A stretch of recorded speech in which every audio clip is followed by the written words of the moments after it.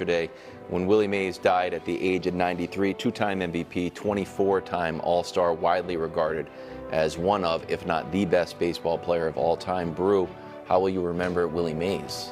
Well, I was 5 years old when he retired in '73, so I didn't see him in, obviously, much other than film. But he was my father's favorite player, and my father thought he was the best player ever. So that was like, he was seared into my conscience. I had like a little Willie Mays baseball card that, you know, is all in tatters now after we used to play baseball with it.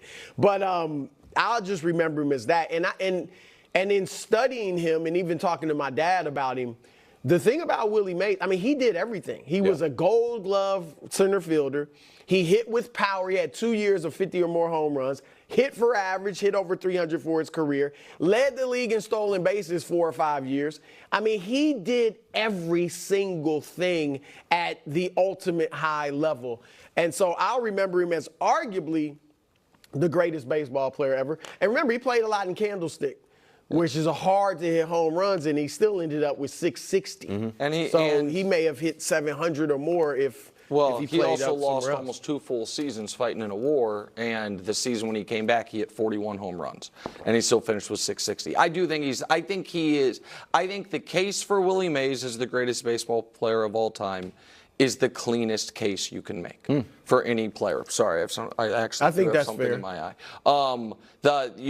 As far if you like the WAR stat, he's third all time for position players behind Ruth and Bonds. There's obviously weird cloud with Bonds. You add to it, no outfielder has more Gold Gloves than Willie Mays. Only Roberto Clemente has as many. I mentioned that. He had a season plus of, the beginning of his prime taken from him. Brew, you mentioned the baseball card. I tweeted it out today. The only real piece of non-Royals baseball memorabilia I have, and I've had it since I was 8, is a picture of the catch with a box that has a signed, not the baseball from it, but a signed Willie Mays baseball. And when people hear these things, he was great for 20 consecutive seasons. Right. So we can show you his numbers as a 20-year-old, his numbers as a 30-year-old, in his 30s, I should say, and then read that bottom line.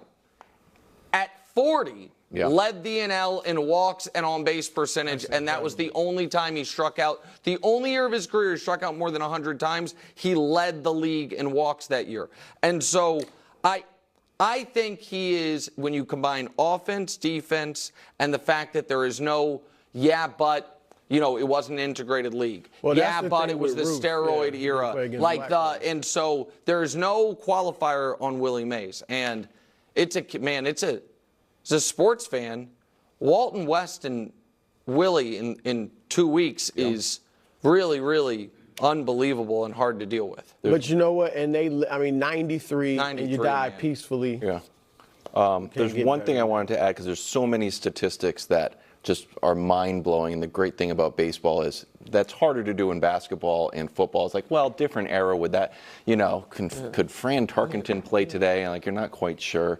But Willie Mays could step in today and play. But like you were saying that your dad was your dad's favorite player, there was something special and magical about the way he played with such charisma and showmanship. And I thought this quote was interesting. It's a quote he gave to NPR in 2010. "I made the clubhouse guy fit me with a cap that when I ran, it flies right off." He made it extra small. You also have to tilt your head a little bit because you got to get the wind in there. People love that type of stuff, So he was selling sort of the sizzle with the steak and making baseball fun to watch and bringing his whole personality there. And that's what made him say, "Hey, kid." And you said it 2 weeks ago when we were talking about, but I think it warrants mentioning. When you look at Willie Mays' stats today, there's 8 more hits than there was 2 weeks ago because he played in the Negro Leagues. And, that is our living, I apologize for that turn of phrase. It is our living history, even though Willie is passed, and it's an important part of it, and it's unbelievable. That was a great story. Great, the defense this year. So here's the other question, and this is just a weird one. Are the Celtics just playing differently than everyone else? So that's a legitimate. Games with over 43 points attempts this season. The Celtics are 9, and the rest of the NBA is 8. His playoffs. And they're built I was about to say, because they averaged them. Sorry. So, and the Celtics are built with, I got an idea.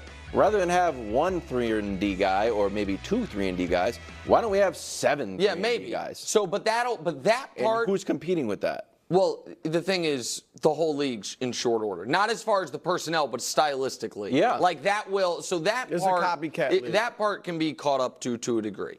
I think you make fair points, but I also, the reason I want to pump the brakes so hard on Dynasty is I think the last team to win back-to-back and not have a moment during their second run where they were massive underdogs to win the championship, massive Vegas on-the-record underdogs, were the 0-1 Lakers. You go let me explain to you what I'm saying. We'll just go in reverse order. The 2018 Warriors were down 3-2 with a Game 7 coming on the road, down 17 points in Game 7 on the road, overcame it to win their championship. The 2013 Heat, was it 14? Whatever. The 2013 Heat, they're down 5 with 30 seconds left in Game 6 against the Spurs.